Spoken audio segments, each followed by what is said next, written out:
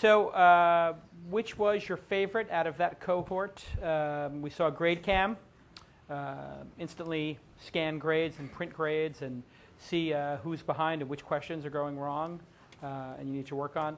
Testive and TestMax, two different approaches to test prep. One for one limiting the number of questions you can do a day and pacing it out. The other one, a big full solution TestMax. Educreations, and then which is Khan Academy and an app, and Motion Math. Which one was your absolute favorite, and which one was your runner-up? Based on the criteria of you. Of me, yeah.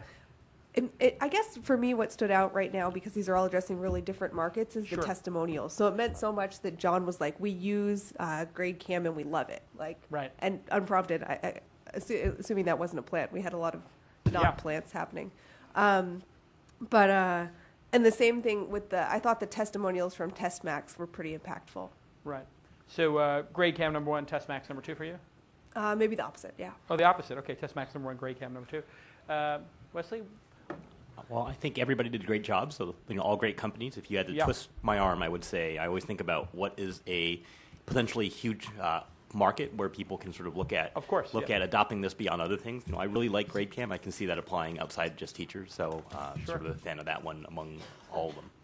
And did you have a runner-up to GradeCam? I really do like Motion Math. I think there's a helping kids and sort of creating a great experience is also big. Yeah, it seemed like there was some good science behind it too, right? And well executed. Drew? Yeah, to me, Motion Math looks really interesting, especially if they're designing games based on all of the new features and interactions that Apple releases. So I think there could be huge, and GradeCam is really impressive. Awesome. Sundeep? Yeah, I would say TestMax was my first. I like the approach, fully mobile, just disrupting the existing players. It seems like it's done really well. I haven't played with it, but and I don't think I will. It's too expensive. Yeah.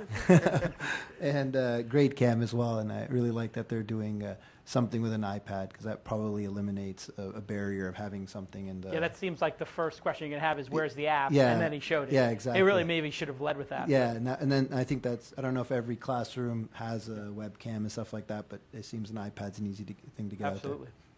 So I have to avoid the testimonial piece because I already did that. But I do.